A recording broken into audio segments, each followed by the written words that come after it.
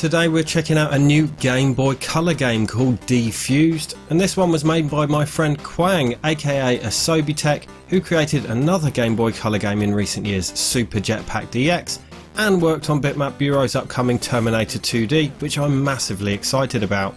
I'm late to this, he sent the ROM ages ago, but I've just been so busy. I have ordered a physical copy of this too, but it's not here yet.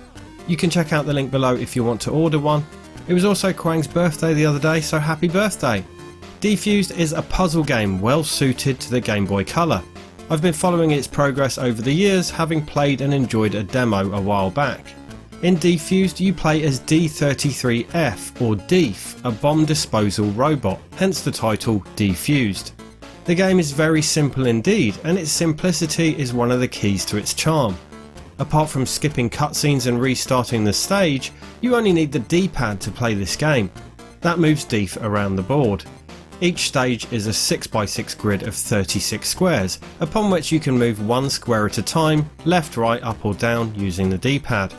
The aim is to defuse bombs, and doing so fills up this meter at the right of the screen. Fill the meter without getting yourself blown up and you'll advance to the next stage. Each time you move, the bombs tick down a single number, eventually blowing up when they reach 0.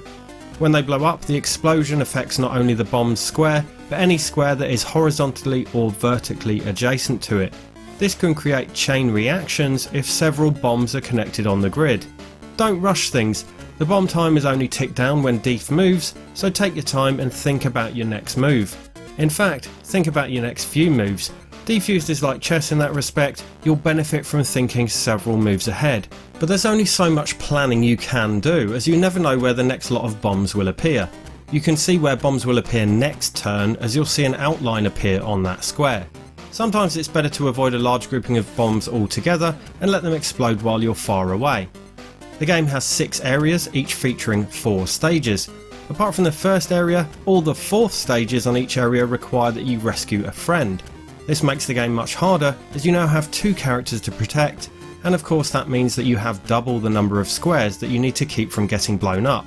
Area 1 starts you off gently, easing you into the basic mechanics.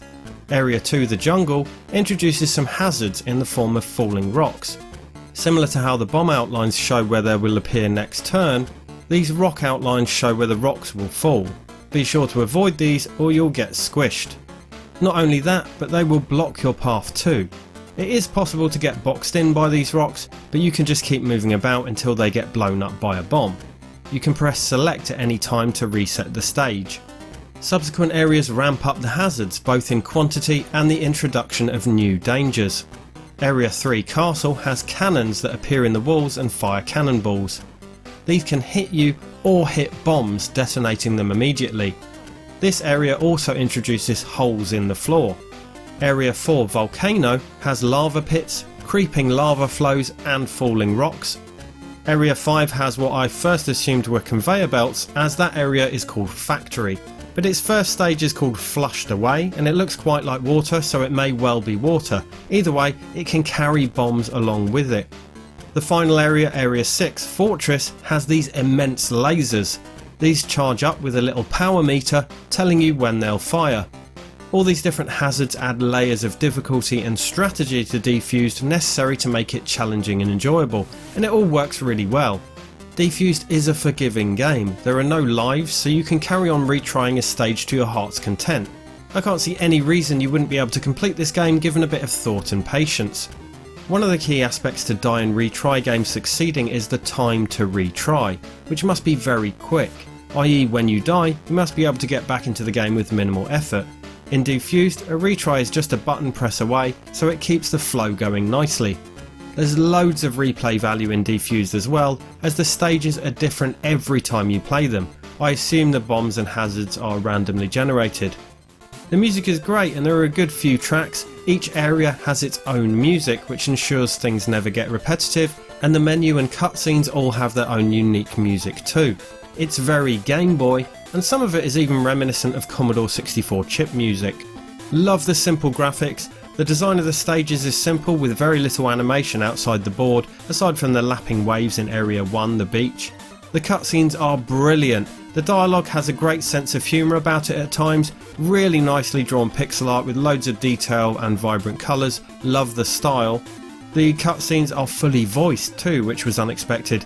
They sound quite tinny, of course, it's a Game Boy Color game, but it's clear enough that you can make out distinctly different voice actors. The game has no password save feature or save game feature because it doesn't need one. There's a level select in the options, so just select the area and stage you were last on and carry on. Also on the main menu is a danger room option, perhaps inspired by the X-Men, which is a crazy challenge room sort of thing. This is like an endless mode where you're just going forever trying to get a good score. Well, perhaps not forever, the score does cap out at 9,999, not that I'll ever get there. You also have the option to print your high score on the danger room to a Game Boy printer should you have one connected, and the end credits even has a picture of the devs as robots, which you can also print. Really loving this game. The first time I played right through it to record footage, it messed up and it was just a black screen, but this is one of those times when I didn't mind at all, it was an excuse to play the game again. I even left Quang a voice note after my first playthrough expressing just how much I enjoyed this game. It's just my speed, I love puzzle games, and it's perfect for the Game Boy Color. Really charming and enjoyable game, love it, congratulations mate. You can buy a physical copy from Incubate Games, link in description. Thanks to Quang for the ROM, and thank you for watching.